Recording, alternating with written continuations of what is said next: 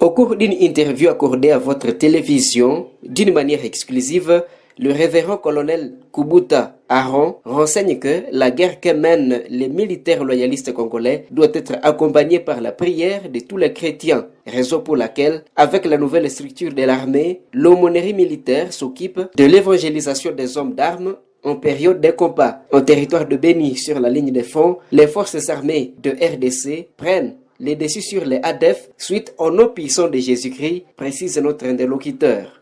Pendant la guerre, il y a des réalités. Soit c'est la mort, parce que nous avons prêté le serment que Makila Nangai pour na école.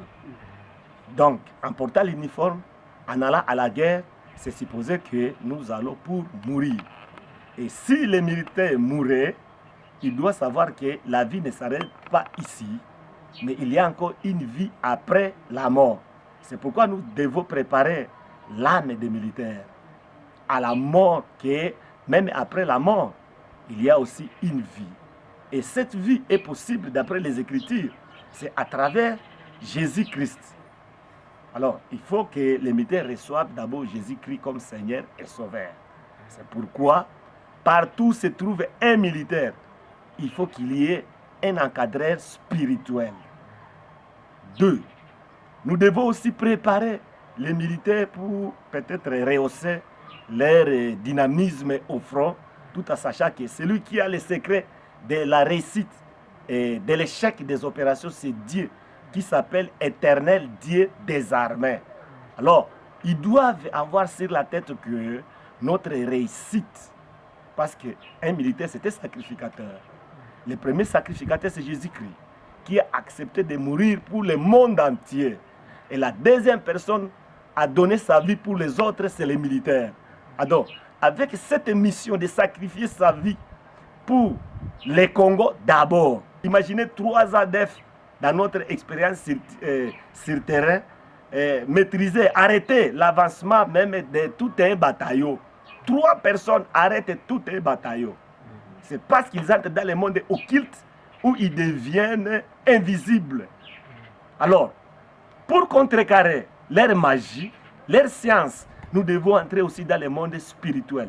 Parce que le nom de Jésus a une puissance plus supérieure que dans leur magie. C'est pourquoi nous les écrasons au nom de Jésus. Quand, pendant les opérations, pendant les combats, vous verrez que leurs commandants, ils sont en train de commander en déclarant tout Allah Akbar. Et là, c'est pour fortifier leurs militaires que leur Allah est avec eux. Et nous, de notre côté, nous crions à haute voix au nom de Jésus. Vous voyez, maintenant, il y a une rivalité entre Allah Akbar et Jésus-Christ. Et sur le terrain, le bilan est très clair que Allah a pris fouille. Il a fui. Mais c'est Jésus maintenant qui domine parce que toutes les positions qu'occupaient les ADF NAL sont maintenant sous le contrôle des FRDC.